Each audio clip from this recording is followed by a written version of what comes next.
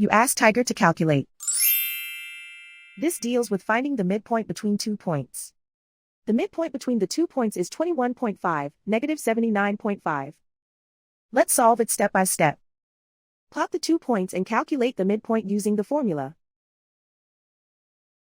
The coordinates of point 1 are, x1 equals negative 22, y1 equals negative 72. The coordinates of point 2 are, x2 equals 65, y2 equals negative 87. PM represents the midpoint of the 2 points.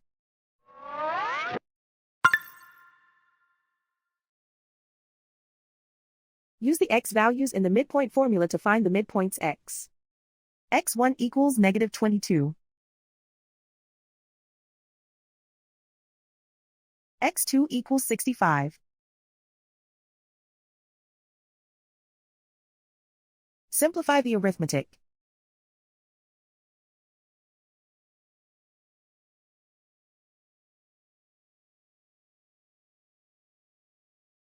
Use the y values in the midpoint formula to find the midpoints y. y1 equals negative 72. y2 equals negative 87. Simplify the arithmetic.